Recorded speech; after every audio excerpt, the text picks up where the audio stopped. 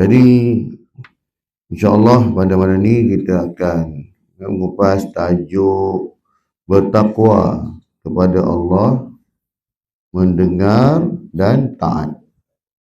Bertakwa kepada Allah, mendengar dan taat. Jadi kita lihat pada matan di sini, hadatsana Abdullah bin Ahmad bin Bashir bin Zakwan ad-Dimashqi.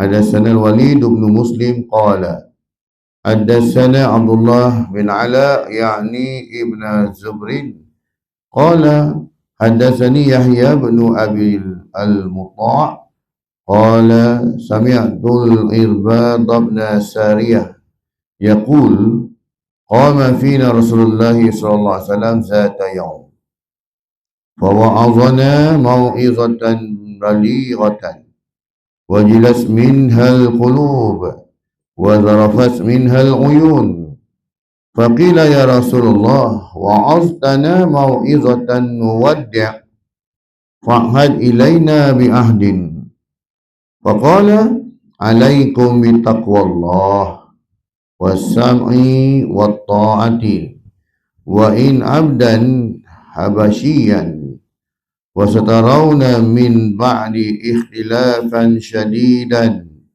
فعليكم بسنتي وسنة الخلفاء الراشدين المهديين عضوا عليها بالنواجذ وإياكم والأمور المحدثات فإن كل بدعة ضلالة رواه Ibn Majah. Maksudnya telah menceritakan kepada kami Abdullah bin Ahmad bin Bashir bin Zakwan ad-Dimashqi, telah menceritakan kepada kami Al-Walid bin Muslim. Dia berkata telah menceritakan kepada kami Abdullah bin Al-A'la iaitu Ibn Zabrin. Dia berkata telah menceritakan kepadaku Yahya bin Abil Muta'. Dia berkata aku mendengar Irbad bin Sariyah radhiyallahu anhu berkata, pada satu hari Rasulullah SAW berdiri di tengah-tengah kami. Baginda SAW memberikan nasihat yang sangat menyentuh, membuatkan hati menjadi gemetar dan air mata berlinangan. Lalu dikatakan, wahai Rasulullah, engkau telah memberikan nasihat kepada kami satu nasihat perpisahan. Ya, itu dalam peristiwa Hajjatul Wada'. Ya, Rasulullah bagi satu khutbahnya cukup panjang lah. Maka berilah kami satu wasiat. Baginda Nabi SAW bersabda, hendaklah kamu bertakwa kepada Allah, mendengar dan taat meskipun kepada seorang hamba Habsyi. Dan sepeninggalanku nanti kamu akan melihat perselisihan yang sangat dahsyat. Aku ni lah yang sangat dahsyat. Maka hendaklah kamu berpegang dengan sunnahku dan sunnah para khulafa ar-rasyidin yang mendapat petunjuk. Gigitlah sunnah itu dengan gigi geraham. Dan jangan sampai kamu mengikuti perkara-perkara agama yang diada-adakan. Kerana sesungguhnya semua bid'ah itu adalah sesat.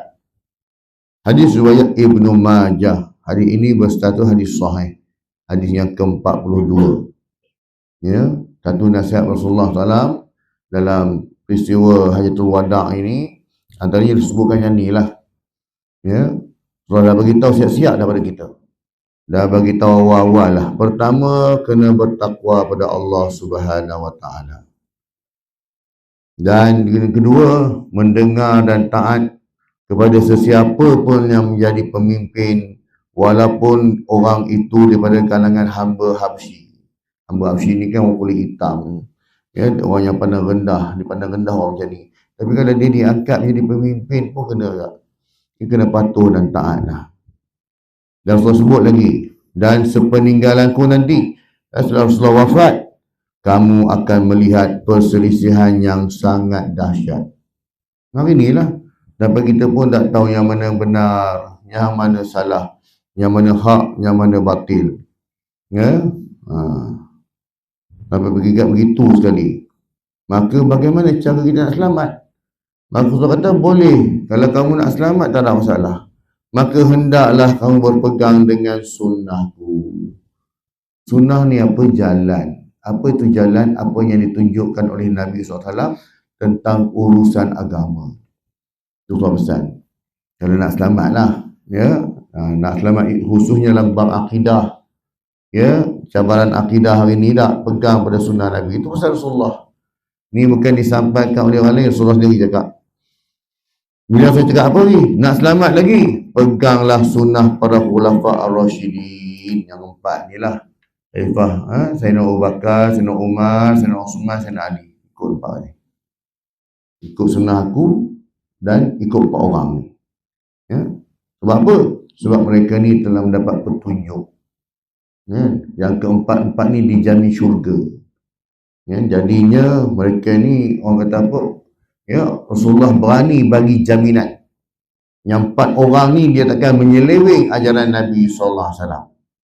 Ya, ikut sunnah aku, sekiranya benda ni tak ada pada aku, tengok sahabat-sahabat aku. Contoh tadi solat tarawih buat 21. Sayyidina Umar buat 21. Contoh lagi azan Jumaat buat 2 kali. Sayyidina Uthman buat 2 kali. Ya. Jadinya 4 ini soal ikut. Dan saya sebut lagi, gigitlah sunnah itu dengan gigi geraham. Dia pun tak cakap suruh pegang je sunnah tu. Macam pegang tali tak. Macam orang main tarik tali kan. Kan genggam kuat tak. Tapi kenapa Rasulullah sebut gigit? Ya. Rasulullah cakap gigit ini benda yang cukup orang kata apa, merisikokan diri kita. Tali, kalau kita tarik tali, agak-agak tak larat sikit pinggang tu, lepas lah. Pandai-pandai lah korang tarik, aku dah tak larat dah. Dia dah takat pinggang. Kan? Dah takat pinggang kan? Tak apalah. Korang tarik je lah, aku tak larat lah. Tapi kalau geraham ni, merisikokan diri sendiri. Sampai boleh tercabut geraham kita tak? Betul soal cakap tadi. Ya, pegang sunnah Nabi ni, walaupun merisikokan diri sendiri. Apa risikonya? Orang kutuk lah. Ya, dia sunnah sikit ke Nabi, sunnah Nabi. Tak? Orang beli ya, dan tak apa pun. Ya. Orang tuduh lah macam-macam tuduhan, gelaran macam-macam gelaran. Ya. Ikut sunnah Nabi punya hal, macam-macam gelaran keluar.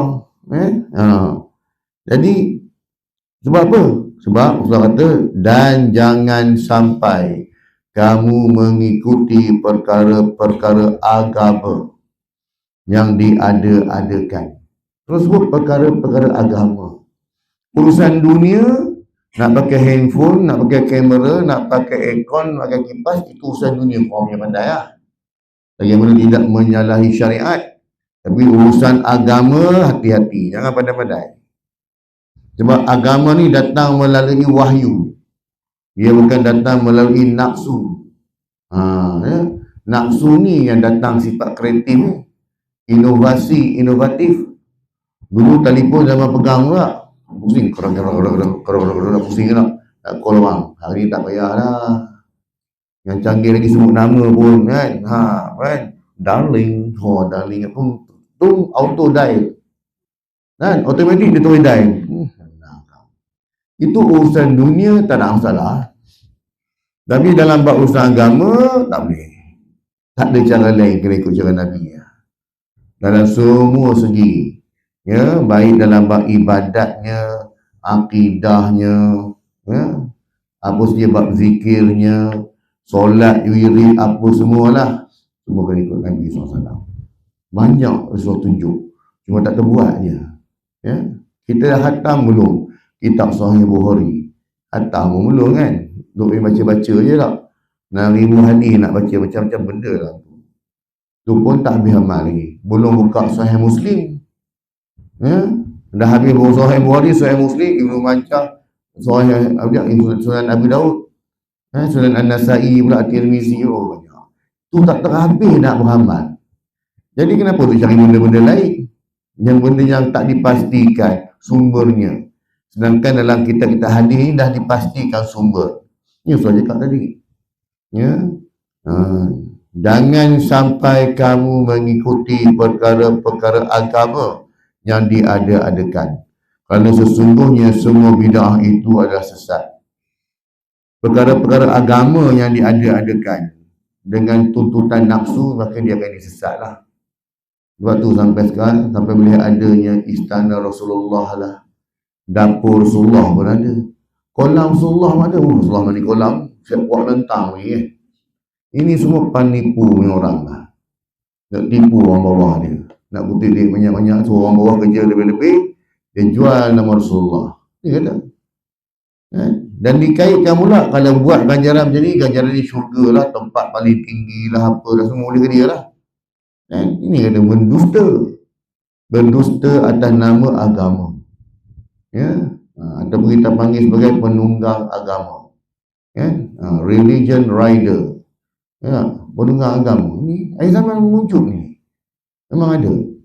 Semua nak cerita pasal dia lah paling kasih pada Nabi, dia adalah cinta pada Nabi, semua boleh ke dia, ya, dan dia reka-reka cerita yang bukan-bukan supaya masyarakat percaya. Dan dia letakkan kemuliaan yang lebih pada guru dia, pada kumpulan dia, supaya apa, orang pandang tinggi, yang main guru kita tu kan. Ini semua tamberang, ya. Jadi ini kena hati-hati. Sebab tu sebut siap-siap, sebut siap-siap, gigit sunnah aku ni dengan gerahammu, walaupun merisikokan diri kamu. Dia tak ada cara lain. Solat kena ikut bagaimana Rasulullah tunjukkan dalam solat. Sallu kama ra'aitumuni usalli. Ikut cara Nabi. Tak boleh nak pandai-pandai tambah sendiri pula. Ya? Dalam bab ibadah yang lain, rukun-rukun Islam, nak buat haji, mesti buat di Mekah, tak ada tempat lain je dah. Ya? Tak kira lah apa jadi pun, walaupun kos haji tu meningkat berpuluh ribu pun, tapi semangat haji itu ialah man istata'tum ilaihi sabila, bagi mereka yang mampu. Jadi mampu tu hal ini sudut kewangan, lagi apa lagi? Sudut kesihatan, lagi keselamatan, lagi orang yang ditinggalkan. Pastikan selesai. Tak selesai tak apa, tak wajib. Yang susah hati itu buat apa? Tak. Kita takdirkan esok, waktu tu kita susah, lepas tak apa nak pergi.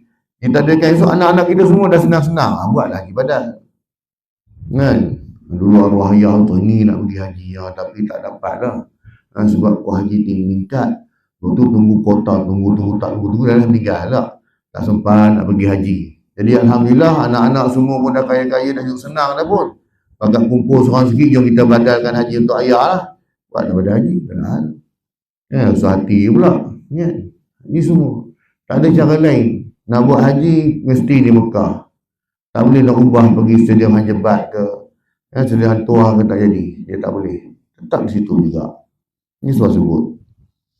Jadinya, keterangan pada hadis ini, Nabi Muhammad SAW dikenali oleh para sahabatnya radhiyallahu anhu sebagai seorang yang memiliki jawami'ul kalim. Apa itu jawami'ul kalim? Iaitu perkataan dan ucapan yang ringkas namun padat. Betul, suka bukan seorang yang tergembak, suka sembang dah kan. Allah hanya cakap benda yang perlu. Kalau benda yang perlu ni 2 jam pun tak apa. Dalam peristiwa Hajatul Wada kan, panjang Rasulullah berkhutbah. Sebab benda tu perlu. Tapi kata sembang-sembang kosong ni tak ada lah. Tak ada nak sembang-sembang kosong. Ini sebab Rasulullah sendirilah. Oleh itu, sesiapa yang inginkan keselamatan dan kesejahteraan di dunia dan akhirat, maka hendaklah dia mengikuti tunjuk ajar yang telah diperintahkan Allah Subhanahu Wa Taala dan apa yang disabdakan oleh Rasulullah sallallahu alaihi wasallam. Itulah cara dia. Ini sebab ia berkaitan dengan urusan agama. Dia sebut tadi tak, kalau urusan akhirat tak ada hal, urusan dunia tak ada masalah. Selagi mana tidak bertentangan dengan syariat, maka buatlah, tak ada hal. Tapi untuk urusan agama ni, jadi apa yang diperintahkan oleh Allah dan apa yang disabdakan oleh Rasulullah ni, yang pertamanya ialah wasiat untuk bertakwa kepada Allah Subhanahu Wa Taala. Takwa merupakan pokok kebaikan dan inti daripada segala perkara. Seluruh seruan kepada pintu kebaikan maupun larangan kepada keburukan terkumpul dalam kalimah takwa. Apa itu takwa? Melakukan satu kebaikan itu kerana Allah, meninggalkan keburukan pun kerana Allah. Kenapa tak berjudi? Kenapa tak minum arak? Sebab Allah larang. Tak buatlah. Walaupun boleh buat. Nah, walaupun boleh buat. Puasa katakan. Dia tak nak puasa. Ya? Kenapa tak nak puasa? Sebab dia boleh buat. Tapi kenapa dia puasa? Sebab Allah suruh puasa. Kan? Sebab Allah suruh puasa. Kutiba alaikumusiyam. Diwajibkan ke atas kamu berpuasa. Jadi kita buat. Benda yang Allah larang kita tinggalkan. Itulah takwa. Simple lah. Buat yang Allah suruh, tinggalkan apa yang dilarang. Sebab itulah kenapa takwa ini dia satu bekalan. Bekalan kita ke mana? Bekalan kita untuk hari akhirat. Yang kita duduk beramal, duduk semayang, mari surah, malam Jumaat datang baca Yasin apa semua ni lah. Untuk diri kita. Ya, untuk diri kita. Di samping kita menambah pahala untuk arwah mak ayah kita ni. Kita buat ni, duduk dalam majlis ilmu ni saja ke kan? Bukan saja. Kita duduk macam ni je pun, ya. Tapi Allah Ta'ala ampunkan dosa mak ayah kita. Duduk macam ni je pun, bukan bercakap. Yang letih ni yang cakap ni kan? Kering tegak-tegak ni kan? Tapi yang depan dia dengar je. Dengar sana relax, telah. Tak apa, tak ada masalah. No hal. Tak ada masalah. Sebab yang penting duduk dalam majlis ilmu tu. Majlis yang dinaungi oleh para malaikat. Apa nak risau? Tak ada hal. Kan? Duduk macam ni kan. Tapi tu kata, nak jana pahala ni senang kan. Nak buat dosa ni kena tengok orang dulu. Orang dia tak ada ni kan. Tengok dulu. Cari tempat sembunyi dulu tak. Nak buat dosa kan. Buat pahala duduk relax je. Senang. Kata tak? Itulah. Sebab tu sebab apa? Sebab takwa ini dia satu bekalan kita di hari akhirat esok. Seperti mana firman Allah SWT dalam surah Al-Baqarah ayat yang ke-197. A'udzubillahi minasyaitonirrajim. Wa tazawwadu fa inna khairaz zadi taqwa wattaquni ya ulil albab.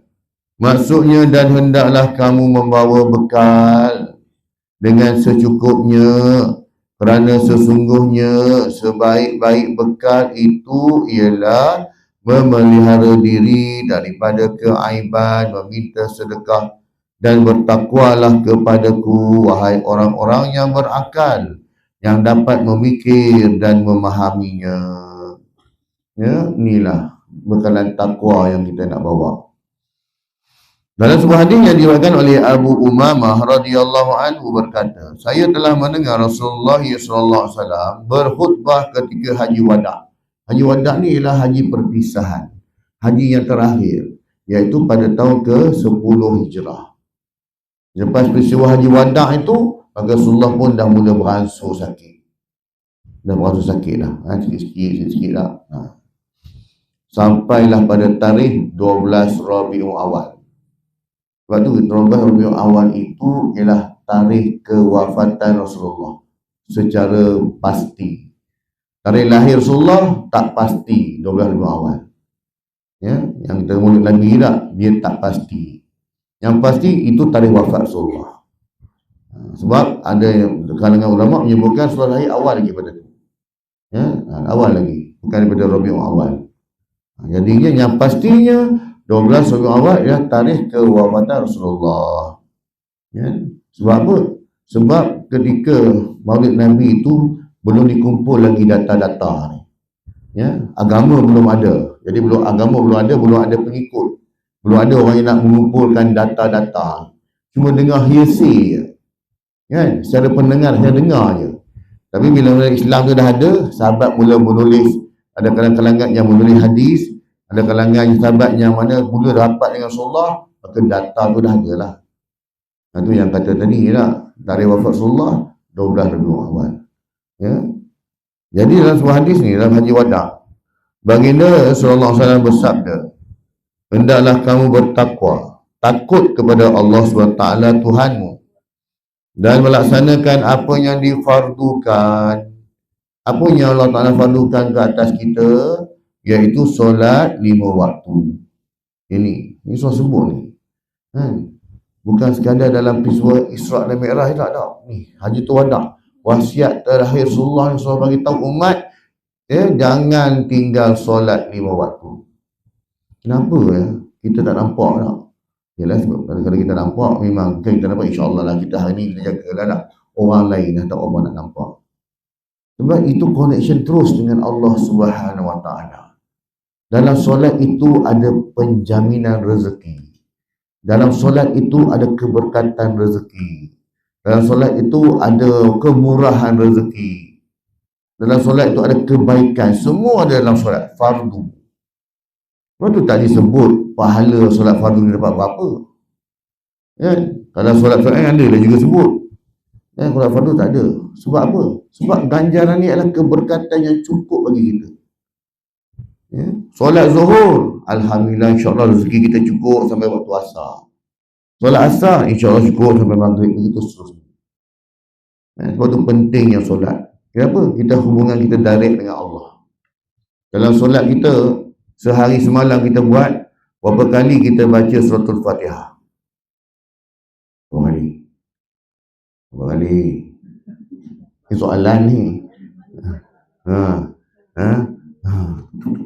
Nang tahun yang bersama 17 kali baca 17 kali, belum kira sembahyang sunat lagi kan. Kerana setiap yang kita baca 17 kali tu, kita minta apa pada Allah? Ihdinas siratal mustaqim. Tunjukkan aku jalan yang lurus. Tu yang cakap tadi, bila orang jaga solat fardu 5 waktu, dia nak buat dosa besar khususnya, memang susah. Sebab dia minta ke Allah, ihdinas siratal mustaqim, ihdinas siratal mustaqim 17 kali dia sebut. Tambah dengan sembahyang sunat lagi pula, qabliyah ba'diyah pula, apa lagi. Kan? Lagi banyak anak. Aku kata tadi, duk minta pada Allah SWT. Jadi kalau orang tu buat juga maksiat, Allah Ta'ala akan bagi hint kat dia, petunjuk. Sama ada dengan melalui nasihat orang, ada pun Allah Ta'ala timpakan sikit ujian pada dia. Tiba-tiba ni rosak, tiba-tiba macam ni kena, tiba-tiba macam ni, untuk sedarkan dia. Sebab kita bukan Nabi tak? Kalau kita ni Nabi, Allah Ta'ala direct terus tegur. Hantar malaikat Jibril terus tegur je tak? Jadi kita ni bukan Nabi. Jadi Allah Ta'ala hantar macam tu. Kadang-kadang Allah Ta'ala hantar kawan-kawan kita, sahabat-sahabat kita. Kadang-kadang Allah Ta'ala hantar apa? Hantar haiwan nak tunjuk pada kita tak? Yang viral baru ni apa dia? Yang anjing, dia kebumikan kawan dia tu di Gaza tu. Kucing kucing anjing kan. Pengajaran bagi kita tunjukkan bahawa itulah persahabatan antara haiwan. Yang kita sama manusia ni duk bergaduh pula, duk cari permusuhan. Kita selalu dengar pepatah sebut, engkau ni bergaduh macam anjing ni, kucing kan. Dah tak boleh pakai lah pepatah tu. Bila dah ada gambar video tu kan, tak boleh pakai lagi dah. Anjing siap tanam lagi sahabat dia. Nak tunjukkan bahawa eratnya persahabatan. Itu antara haiwan untuk kita lah tu. Pengajaran bagi kita. Supaya apa? Ambil iktibar. Jangan duk sibuk cari musuh. Jangan sibuk cari musuh. Banyakkan kawan. Sebab apa? Sebab kawan-kawan inilah yang mendoakan kita. Paling kurang pun kalau kita meninggal esok, kawan-kawan biasa kita pun meninggal ada hajah tu, ya Allah, semoga Allah Ta'ala ampunkan dosa dia. Kok tu doa tu kan, ya Allah kan, sudah pergi dia tak, macam semalam, dia meninggal semalam, dia tahu dia kena kanser 3 hari. Hari pertama tahu kan, hari kedua doktor cek sahkan kena kanser, dah suruh balik. Hari ketiga meninggal. Tahap 4 terus tu. 3 hari ada sebenarnya elok. Jadi kita kata tadi, kematian itu dia memang bukan dia, orang kata apa, pasti. Satu, kematian itu pasti, dan kematian itu kita tak tahu macam mana bila. Tak boleh nak kata lah. Itu ada sihat-sihat macam tiba-tiba pergi cek lah. Tu ada orang takut nak pergi cek doktor lah. Malas aku pergi cek lah.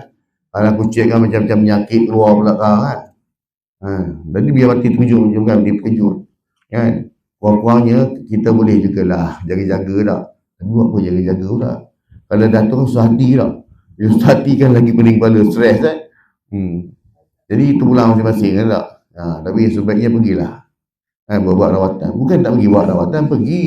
Tapi bila pergi cek kalau klinik kesihatan sekarang, pegang sini.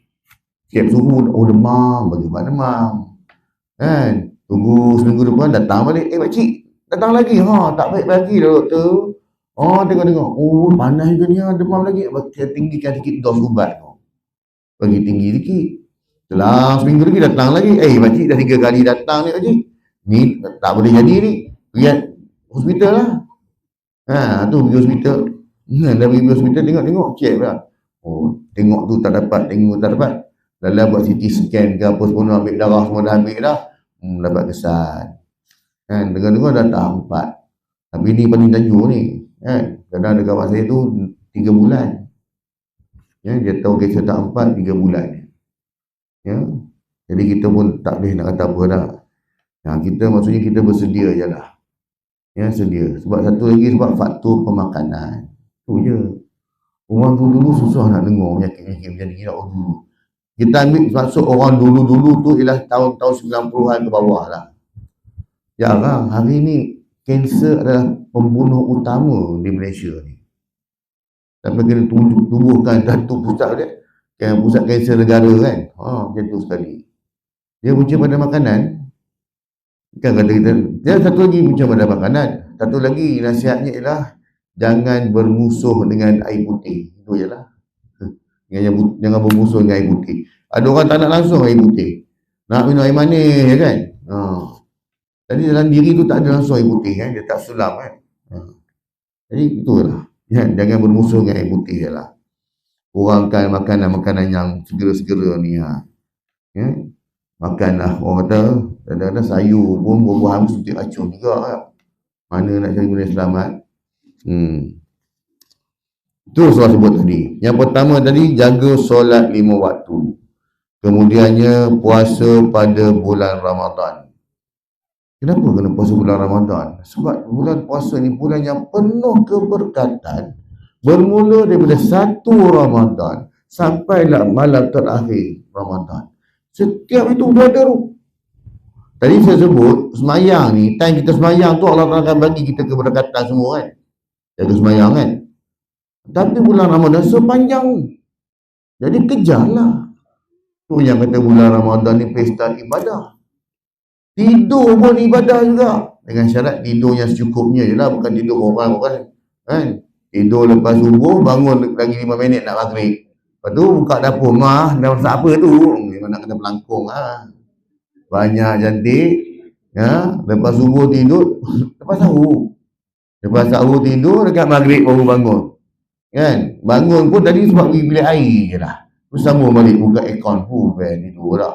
Pula kerja dia. 5 minit lagi nak maghrib, pandai pula keluar tengok. Ada benda makan ke?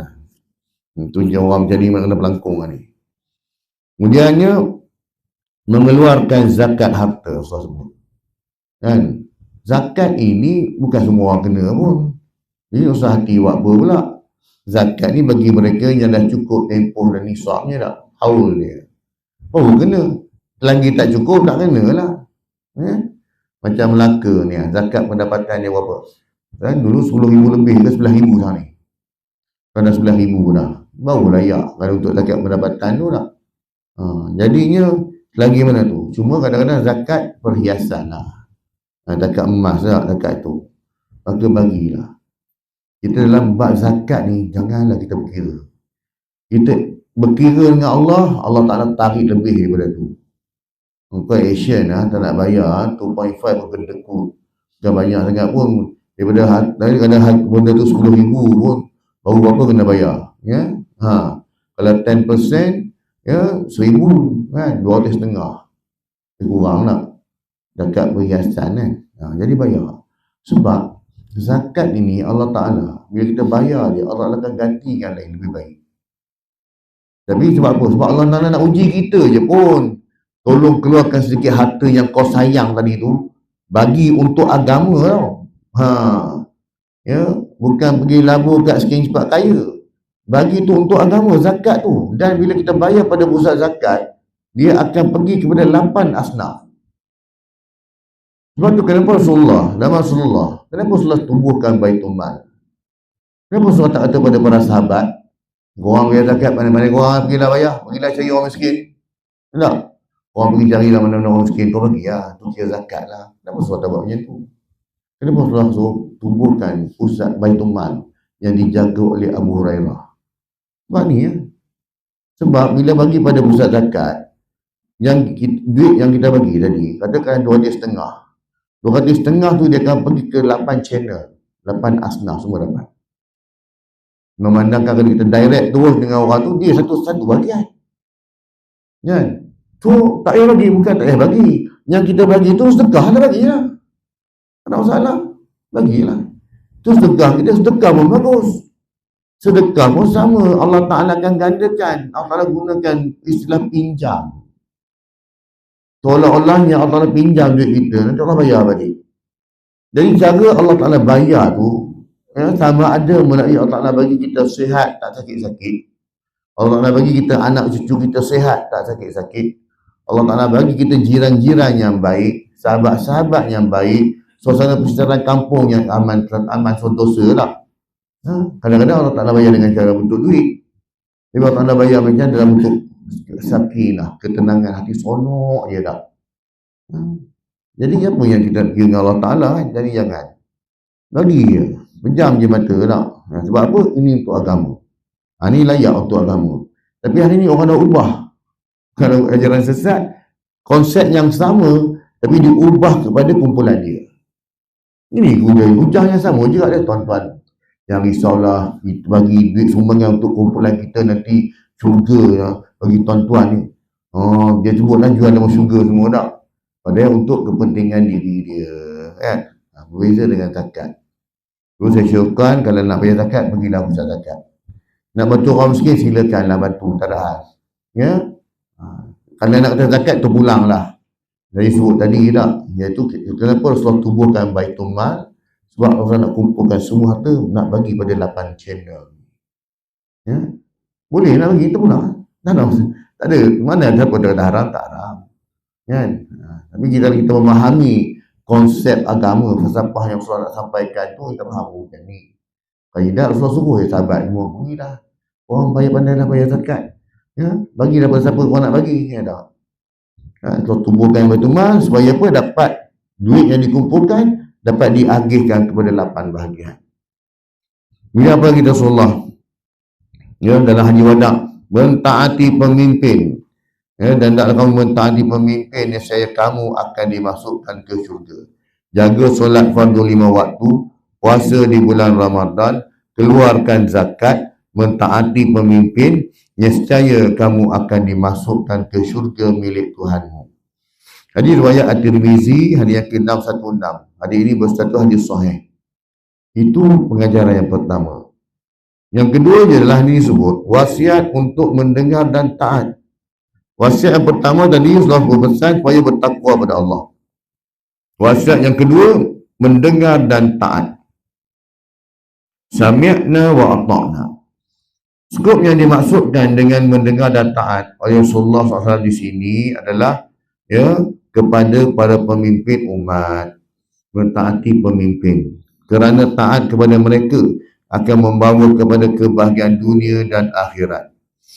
Apabila mentaati mereka, maka akan baiklah kehidupan orang-orang yang dipimpin, yakni rakyat, dan menjadi amanlah negeri. Di samping dapat membantu menegakkan agama Islam di tempat pemerintahan masing-masing. Tentunya ketaatan kepada pemimpin itu, jika dia seorang Muslim dan sentiasa mengajak saudaranya dalam melakukan perkara yang ma'ruf, kebaikan, tanpa melanggar hak Allah Subhanahu wa taala. Firman Allah Subhanahu wa taala dalam surah An-Nisa ayat yang ke-59. Ya ayyuhalladzina amanu atii'u Allah wa atii'ur rasul wa ulil amri minkum. Fa in tanaza'tum fi syai'in farudduhu ila Allah war rasul In kuntum tu'minuna billahi wal yawmil akhir dzalika khairun wa ahsanu ta'wila. Maksudnya, wahai orang-orang yang beriman, taatlah kamu kepada Allah dan taatlah kamu kepada Rasulullah SAW dan kepada uli amri, yakni orang-orang yang berkuasa daripada kalangan kamu. Fa in tanaza'tum fi syai'in, kemudian jika kamu berbantah-bantah, berselisihan dalam sesuatu perkara, maka hendaklah kamu mengembalikannya kepada kitab Allah, yakni Al-Quran, dan sunnah Rasulullah SAW. Jika kamu benar beriman kepada Allah SWT dan hari akhirat, yang demikian adalah lebih baik bagi kamu dan lebih elok pula kesudahannya. Ya, surah An-Nisa ayat 9. Ayat ini kata apa? Wahai orang-orang yang beriman, ati'ullaha wa ati'ur rasul. Diulang 2 kali kepada perkataan taat. Hendaklah kamu taat pada perintah Allah, hendaklah kamu taat pada Rasul, wa uli amri minkum, dan pemimpin-pemimpin kamu. Untuk pemimpin tidak disebutkan perkataan taat, tak ulang. Yang Allah ulang perkataan taat. Ayat, wahai orang beriman, ati'ullah wa ati'ur rasul wa uli amri minkum. Taatlah kamu pada perintah Allah, taatlah kamu pada perintah Rasul dan pemimpin-pemimpin kamu. Tak ada perkataan taat. Kenapa? Sebab pertamanya, taat pada perintah Allah ialah ketaatan yang mutlak. Tak boleh nak argue lagi dah. Kalau aku sembahyang 3 waktu tak boleh ke? 3 waktu okey, tak lah nak buat subuh nak bangun susah lah. Asal selalu miss tak? Kan? Tadi buat juga dah. Dah tak boleh. Itu ketaatan yang mutlak. Kan? Keduanya, wa'ati'ur rasul, ketaatan kepada Rasul juga ketaatan yang mutlak. Ya. Apa yang Rasulullah buat, kita kena buat lah, sebab datang pada wahyu. Adapun wa uli amri minkum, dan juga pemimpin kamu itu ketaatan yang bersyarat. Ya, dia tak mutlak, tapi dia bersyarat. Selagi mana pemimpin itu menyeru kepada kebaikan, tidak bercanggah dengan Al-Quran dan As-Sunnah, tidak melanggar perintah syarak, maka ketaatan kita sama je macam ketaatan pada Allah dan Rasul. Tetapi sekiranya ketaatan perintah itu menyalahi syarak, maka ia tidak wajib taat. Ya, contoh peraturan jalan raya katakan menyalahi syarak ke? Potong double line kena saman. Awak ni zalim lah. Takkan saya potong double line kena saman tak? Langgar lampu AES kan? Tam-tam tu kelip-kelip tak? Siap nampak gambar lagi kan? Kalau datang dia punya surat tu, gambar kita dekat bawah. Yang best lagi tu dah bawa pegang handphone sebelah. Memang ya. Dalam gambar tu ada pegang seri, pegang handphone sebelah ni. Cantik lah tu kan? Jadi selagi mana perintah itu tidak menyalahi syarak, maka kena patuh lah. Sama je lah kan? Undang-undang peraturan alam sekitar katakan tak boleh nak buang sampah suka-suka hati, nak campak sampah ke laut dan buang ya, botol kicap situ, pampers semua ke situ tak. Pernah kita duduk gotong royong 2 minggu sekali ke 2 minggu sekali lah kan, duduk gotong royong, duduk panggil budak-budak universiti datang, mari kita selama rock ambil sampah, botol kicap pun ambil tong campak ke laut. Ada lagi kan, itu belum kira jumpa botai arak lagi tu kan. Botai arak kat Kelantan, tapi saya tahu botai arak tu bukan kita orang, kita orang belah sana tu, yang geng-geng tu abang lah tu lah kan. Saya jumpa botai arak tu, ini bukan Malaysia punya tak, made in Bangladesh kata kat situ kan. Nasib ada gambar siap boleh ambil. Ya, tapi tak pelik ke kadang budak-budak kita pun ada kan. Kadang-kadang tengok jumpa duk cari lain, jauh beladah pun ada depan tu, siap dengan dia punya tu kan. Jadi tu pasalnya lah. Jadi orang kata apa, selagi mana perintah yang dikeluarkan itu, undang-undang peraturan itu tidak menyalahi syariat, maka kena patuh sama je lah kan. Tetap kena patuh juga. Tak boleh kita kata kau pemimpin, kau bukan Nabi lah, betul. Tapi selagi mana perintah dia tu tidak menyalahi syarak, Maka kena wajib lah, kena patuh lah. Kemudiannya dia sebut sini, ya, sekiranya okeylah, tak minta Allah, tak minta sudah juga pemimpin, fa in tanazza'tum fi syai'in, kalau kamu berlaku perselisihan faham. Ini selalu orang hari ni lah. Kalau hari ni semua orang ambil konsep yang sama dengan rujukan ulasan huraian para ulama yang muktabar, rasanya insya-Allah kita aman damai. Tapi disebabkan kebanyakan kita ni bila laku perselisihan, dia tak nak kembali Al-Quran dan juga As-Sunnah, tak nak refer balik, dia tak nak tengok huraian para ulama-ulama yang muktabar, kan? Dia tak nak tengok tu, ya. Jadinya atas sebab itulah kenapa hari ni orang berpecah walaupun dia sama-sama kelompok Islam. Sebab apa? Sebab dia menaksirkan sesuatu ayat itu ikut selera dia, bukan menaksirkan ayat ini mengikut kehendak para ulama muktabar itu. Apa kata Imam Nawawi, apa kata Imam Ibn Hajar Al-Asqalani, apa kata Imam Bukhari, apa kata dia no. Apa kata Imam Syafi'i, Imam Abu Hanifah, Imam Malik, Muhammad bin Hanbal dia no. Dia nak cari hak lain ni, mana-mana ulama yang kena dengan selera dia. Itu yang kacau, kan? Dia kacau. Sebab apa? Sebab tak nak pegang pada satu sumber huraian yang tuntas, kan? Kalau dalam bidang Quran katakan, ambil daripada tafsir Ibn Katsir, kata tafsir Qurtubi, tak nak pakai, dia pakai dia punya. Itu kata tadi. Sebab akhir zaman ini mereka menaksirkan ayat Quran, menaksirkan tafsiran hadis tersebut mengikut kepentingan dia, bukan kepentingan umum, ya. Dalam bab ketaatan ini hanya yang ayat ini terpakai dalam kumpulan dia saja. Tapi kalau dalam bab berlaku zalim, tak apa, untuk orang lain kau boleh berlaku zalim, tapi dalam kumpulan kita jangan berlaku zalim. Sebiji orang yang Yahudi, ya. Sebab Yahudi ni dia hanya jaga kumpulan dia je. Betul, yang orang Yahudi ni mereka memandang selain pada kumpulan dia, daripada agama dia, semuanya taraf rendah macam haiwan je. Betul, dia tak rasa bersalah bunuh orang. Itu yang bahayanya bila ekstrim agama, kan? Orang Yahudi tembak budak-budak, tembak dia tak ada rasa apa, bukan melayak mati pun, walaupun dia manusia, itu ada tadi. Bila berlaku ekstrim melampau dalam agama ni sampai peringkat macam tu, dia boleh buat. Hilang rasa kasih sayang, hilang rasa kemanusiaan, sebab tadi dihalang oleh tembok ekstrim dalam beragama. Jadi hati-hati, ya. Sebab tu kalau ada kelompok ajaran sesat ni, dia sampai peringkat macam tu, hanya kumpulan kita sahaja yang betul, hanya kumpulan kita je redha Allah, hanya kumpulan kita je Rasulullah datang, hak lain Rasulullah tak datang, kan? Boleh ke dia je. Tiap-tiap hari cerita, malam tunggu saya mimpi jumpa Rasulullah, Rasulullah datang macam ni, esok cerita lagi, mana juga itulah kerja Rasulullah, datang melawat kumpulan dia je lah. Jadi Rasulullah tu hak milik mutlak dia, seolah-olah hanya kita ni tak ada Nabi kot.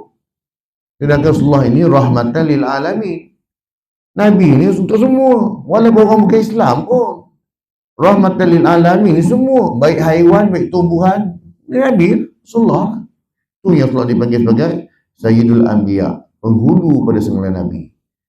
Tapi bila mari kumpulan ni, boleh ke dia seorang je, kita tak pernah rasa pun, kan? Setiap malam tu guru dia mimpi jumpa Nabi lah. Lepas tu dia ajar benda bukan-bukan. Dia sedar tak? Bila dia cakap macam tu, dia telah menghina Rasulullah. Dia hina Rasulullah. Pertama ya, dalam Haji Wada ni, kita baca Haji Wada ni, Allah bagi tahu bahawasanya ala ubali hukum, Rasulullah tutup ending dia macam tu, bukankah aku telah menyampaikan? Jadi sahabat menjawab, bala ya Rasulullah, ya bahkan ya Rasulullah, engkau telah menyampaikan semuanya, tak ada sembunyi lagi dah. Maksudnya Rasulullah telah sampaikan semua ilmu, semua perintah Allah Rasulullah dah sampaikan tanpa ada sedikit pun disembunyikan. Tapi bila tiba-tiba hari ini, kalau orang mari kata, tuan-tuan, saya ada satu zikir, saya nak ajar kepada tuan-tuan, sebab semalam Tok Guru saya mimpi, kadang dia kata dia yang mimpi, Rasulullah ajar begini tuan-tuan. Allah, dia sedar tak dia hina Rasulullah? Dia sedar tak dia seolah-olah menuduh sesuatu khianat, sebab tidak amanah dengan ilmu. Sebab apa? Sebab ada lagi ilmu yang Rasulullah tak sampaikan. Agak-agak lah, Kadang-kadang sebab nak memuliakan kumpulan, nak memuliakan tokoh-tokoh tertentu, sanggup hina Rasulullah. Macam tu sekali. Kan? Tu saya kata tadi, Rasulullah ni Nabi kita juga. Bukan Nabi dia seorang je. Pelik juga. Rasulullah bagi jumpa kumpulan dia, kita tak jumpa ke? Tak. Lepas tu kenapa ulama cukup berhati-hati bila mana tentang isu bermimpi dengan Rasulullah. Mereka cukup berhati-hati. Kan? Dalam bab ni. Sebab apa? Sebab dia akan datangkan fitnah. Bayangkan kalau orang Islam, orang bukan Islam pun boleh mimpi Rasulullah. Banyak kali je pula tu. Dia bukan Islam, mimpi jumpa Rasulullah. Confident dia cakap. Kan? Dia pun pilih. Macam mana rupa Nabi tu. Sebab tu kita cerita tentang mimpi jumpa Rasulullah ni. Hadis daripada Ibn Abbas tu cantik lah tu. Ada orang jumpa dia. Ibn Abbas ni siapa? Anak buah Rasulullah. Anak kepada Sayyidina Abbas. Siapa Abbas ni? Pakcik Nabi. Anak dia duduk dengan Rasulullah. Ibn Abbas. Ya. Ketika Rasulullah dah wafat, datang orang jumpa dia. Tanya, semalam saya jumpa Rasulullah. Okey. Boleh cerita kat aku tak? Macam mana rupa Rasulullah yang kau jumpa dalam mimpi tu? Orang tu cakap lah, rupa baginda macam ni, macam ni, macam ni. Salah. Itu bukan Rasulullah. Aku tahu lah sebab aku duduk dengan Rasulullah. Aku duduk menghadap Rasulullah selalu. Yang kau cakap tu salah. Bayang macam mana hari ni orang senang-senang boleh kata macam tu. Jadi apa pandangan ulama? Kalau kita mimpi betul lah jumpa Rasulullah, senyap-senyap dah. Alhamdulillah, ya Allah minta kita mimpi yang benar. Sebab syaitan, iblis tidak boleh menyerupai Rasulullah, betul? Memang mereka tidak boleh menyerupai Rasulullah. Tapi boleh tak mereka mengaku mereka Rasulullah? Nak menyamar tak? Betul lah. Jadi janganlah kita sampai, kalau betul kita mimpi Rasulullah, Alhamdulillah, rezeki aku lah. Tapi itu bukan benda yang untuk diviralkan. Sebab dia akan mendatangkan fitnah. Engkau surau tak mari masjid, tak pergi mana, pergi petang-petang, duduk jalan tepi jalan, baju tak pakai seluar pendek, tiba-tiba pergi mimpi Rasulullah. Ya. Tidakkah itu menghina Rasulullah? Benda ni saya sebut ingat lagi. Ya. Ismail kamu tak Allah yarham. Datuk Ismail kamu. Dia sebut benda, dia sebut benda yang sama lah ni. Kan? Tapi masa tu belum ada isu lagi. Belum lagi kumpulan yang mendakwa Nabi datang jumpa dia setiap malam. Belum ada lagi. Masa zaman Ustaz Mahmud. Dia kata apa? Ada orang kata, dia satu pertama orang bukan Islam. Pertamanya orang Islam juga. Dia pun mengaku jumpa Rasulullah. Oh, Rasulullah tengah buat apa? Rasulullah tengah basuh kereta. Macam mana awak tahu Rasulullah? Hati saya nampak itu Rasulullah. Memang lah. Hati itu siapa punya? Hati itu boleh datang bisikan syaitan. Kan? Itu yang kata mimpi Rasulullah. Kalau mimpi jumpa siapa lagi tu, memang tak pelik lah. Kan? Sebab tu kena kita ikut sensitif. Kenapa ada cerita bab mimpi Rasulullah ini janganlah dicerita ke orang pun. Kan? Sebab apa? Takut mendatangkan fitnah kepada agama. Bukan kena tang kita, kena pada agama. Tapi orang yang tak semayang pun boleh dapat mimpi Rasulullah. Pakai seluar pendek pun mimpi Rasulullah. Jadi apa nilai Rasulullah ni? Sebab tu kalau ulama orang soleh ni, dia tak cerita. Kecuali untuk pengajaran. Nak bagi anak murid dia suruh beramal, untuk semangat lagi tak. Ada pun dia fikir tak ada dah, bukan nak cerita lah, tu buah cerita pada dia lah. Yang best lagi pula, nak tinggi lagi, upgrade lagi kumpulan dia, tok guru dia jumpa dengan Allah Ta'ala, lagi best. Kan? Jumpa Allah 99 kali. Ini semua nak membodohkan pemikiran pendengar, pemikiran audiens, jemaah-jemaah datang. Kan? Kita datang ni, datang ke surau, datang ke masjid, dengan harapan kita datang, aku nak mendengar sesuatu benda yang bermanfaat, yang dapat aku amalkan dalam hidup aku. Tapi bila mari dengar ceramah kuliah yang lebih membesarkan orang tertentu, lebih menceritakan kelebihan diri dia. Saya tuan-tuan kalau pergi mana-mana, saya baru duduk je tuan-tuan, ada orang tolong bayar dah. Apa benda orang cerita macam tu? Nak cerita kehebatan diri sendirilah. Kan? Kemudian nak cerita apa lagi? Cerita tentang dia punya guru dia hebat. Jadi audiens yang datang ni dapat apa? Aku nakkan sesuatu ilmu yang mana bila disebut disulami dengan ayat Quran, disulami dengan hadis, dihuraikan dengan pandangan ulama, mutabar. Itu yang kita nak dengar tak? beramal dengan benda-benda yang datang daripada wahyu. Tapi bila datang dengar cerita duk melabur cerita kelebihan diri sendiri, kemudian kutuk orang lain, duk melekeh orang lain, kemudian takut-takutkan jemaah. Hati-hati tuan-tuan dengan golongan yang macam ni tuan-tuan, jangan takut-takutkan orang pula. Ada apa benda yang mendapat manfaat pada jemaah? Kan? Malang lah. Kan? Lepas tu kata Imam Malik, kalau jumpa orang macam ni, jauhkanlah. Pergilah cari ustaz lain lah. Kan? Carilah orang-orang yang ngajar ilmu yang betul-betul lah. Bukan nak dengar melabur nak. Rasulullah cakap macam tu. Kan? Sebab setiap yang Rasulullah sebut itu benda yang bermanfaat untuk kehidupan kita. Yang Rasulullah ajar kita itu untuk kita bawa bekalan kita ke hari akhirat. Nak masuk kubur nanti. Kan? Kematian tu anytime. Dia tak bagi salam. Kan? Kurang-kurangnya bila kita ada amalan yang betul-betul yang ditunjukkan oleh Rasulullah, yang datang pada wahyu, insya-Allah amalan ini akan jadi teman kita dalam kubur.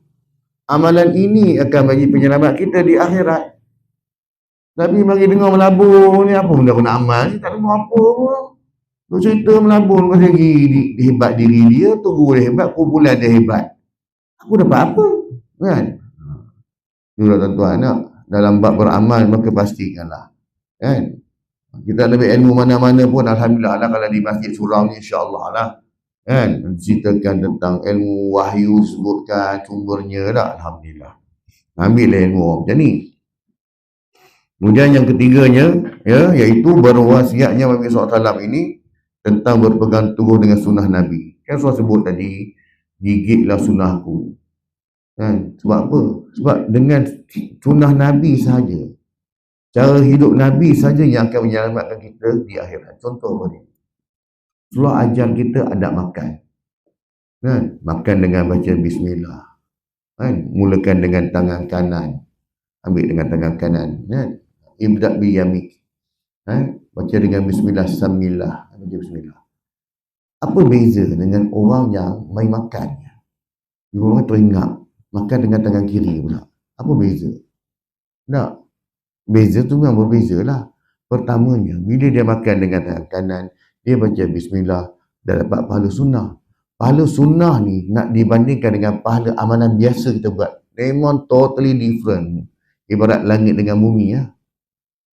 Kalau dia makan dengan tangan kiri, so apa masalah? Kenyang tak? Kenyang, betul. Memang dia kenyang. Tak baca bismillah, kenyang. Tapi tak ikut sunnah Nabi. Dalam makan tangan kiri tu halal ke haram? Menggunakan tangan kiri. Haram lah pula. Dosa dia. Ya. Kecuali benda yang memerlukan. Menyokong tak ada masalah lah yang tu. Sampai peringkat macam tu. Tu beza dia. Ya, cara makan, cara berpakaian, cara bercakap ikut sunnah Nabi, semua ada pahala.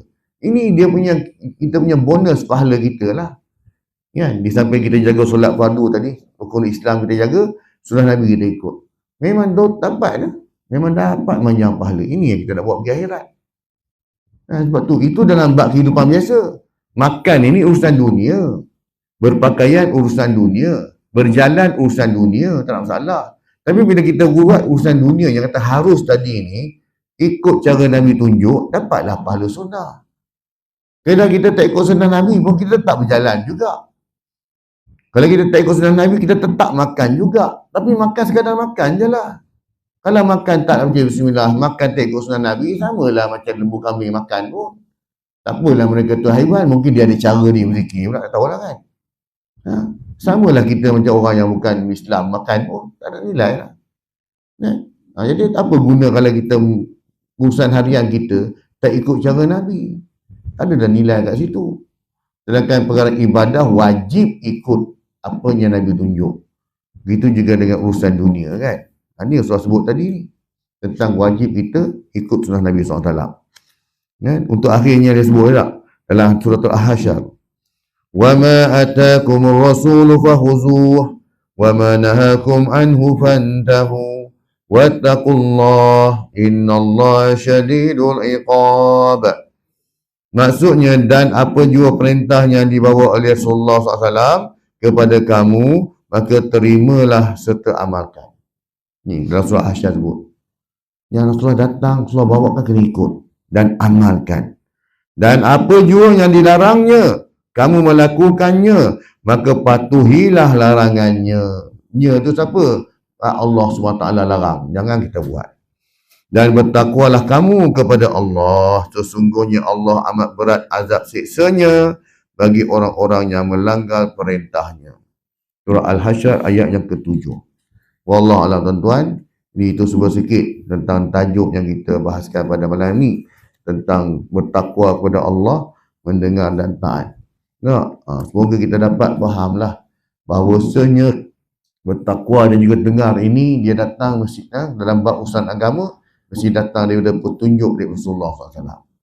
Dalam bab amalan mesti ikut Rasulullah SAW. Sebab ini Rasulullah pesan pengajaran dia. Rasulullah cakap peganglah sunnah aku.